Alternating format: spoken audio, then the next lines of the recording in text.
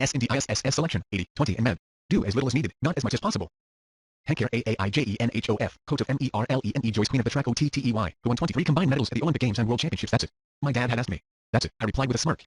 My recommendation seemed too simple to work. Eat 30 grams of protein within 30 minutes of waking up, no more. I insisted that he make no other changes to his diet or exercise. After 4 weeks, we tallied the results. His average monthly fat loss had gone from roughly 5 pounds to 18.75 pounds, a 275% increase. He tripled his fat loss by spending less than 2 minutes consuming a protein shake each morning. Astonishing. Not really. I'd seen the pattern in the data across hundreds of people. Simple works, complex fails. The lowest volume, the lowest frequency, the fewest changes that get us our desired result is what I label the minimal effective dose med. It's a broad concept that applies to almost any field.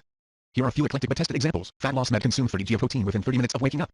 Dozens of readers have lost 100 plus pounds each. Thousands more have lost 10, 100 pounds. To overcome female weight loss plateaus, med 5 minutes of kettlebell swings 3 times per week. Tracy Rifkind, for example, lost 120 plus pounds as a 40-something mother of 2. To gain 10, 30 pounds of lean tissue in 1 month, med 90, 120 seconds of tension for most muscles. Slow cadence lifting 5 seconds up, 5 seconds down with these parameters helped me add 34 pounds of lean mass in 28 days to 3. Master conversational fluency in any language, med learn 1,200 words, focusing on highest frequency. The marketing med read Kevin Kelly's article 1,000 True Fans. To reiterate what we've already covered, material beats method. The 20-volume Oxford English Dictionary, 2nd edition, contains full entries for 171,476 words in current use. If we include colloquial and derivative terms, the word count easily tops 250,000. Crikey. At the end of this chapter, I've listed the 100 most common words in written English. It's a drop in the bucket, a mere 0.06%, or 6/100th of the 171,476 total. Yet the first 25 words on my list make up roughly 33% of all printed material in English. The first 100 comprise 50% of all written material. If we were to expand the list to the top 300, they would make up about 65% of all written material in English. What you need to remember, 100 well-selected words give you 50% of the practical use of 171,476 words. So, do you work from A to Z through 250,000 words over 25 plus years, or do you master this high-frequency 100-word list in less than a week, then decide on next steps? Clearly, you do the second. We should remember the warning of the wise Grail Knight in Indiana Jones and the Last Crusade. You must choose, but choose wisely, for as the true Grail will bring you life, the false Grail will take it from you. Choose the highest yield material and you can be an idiot and enjoy spelling success.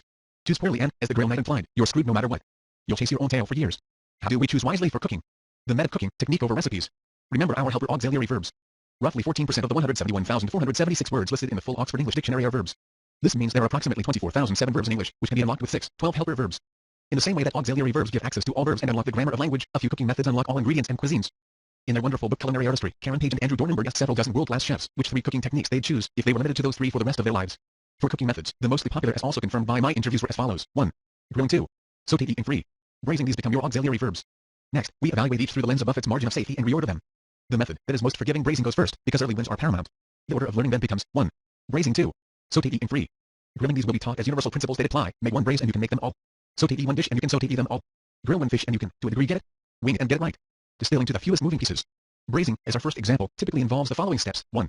Brown the outside of the meat, then remove. 2. Sauté maripoi carrots, onions, celery in the same pan. 3. Return meat to pan. 4. Add enough liquid to cover of the meat. Much like Toyota removed steps to make lean manufacturing a groundbreaking new standard in car production, we can eliminate steps 1 and 2. If we choose our recipes well, we'll still end up with delicious results. This takes us from 7, 10 discrete tasks: cutting, prep, browning, moving ingredients between pans, etc. to 1, 4 tasks and reduces all of our tripping points, time, cleaning, and overall beginner stress. This simplification should at least double our compliance rate, the percentage of people who make this dish more than once. Whenever I read a simple recipe, my first question is, can I use half the ingredients and half the steps, and get something some people will not just love, but perhaps even prefer? Sure. For one thing, you can afford better ingredients, if you're buying fewer of them. Reduction, much like with sauces, can concentrate flavor. In comic book penciling, there's an expression, when in doubt, black it out. Here, the same applies, when confused and overwhelmed, remove ingredients or steps. The best method for you is the method you'll use more than once. The best method is the one you use many times because it's easy, the same method you'd recommend to friends, to help them reduce stress. You don't need more recipes. You need to learn to cook without them.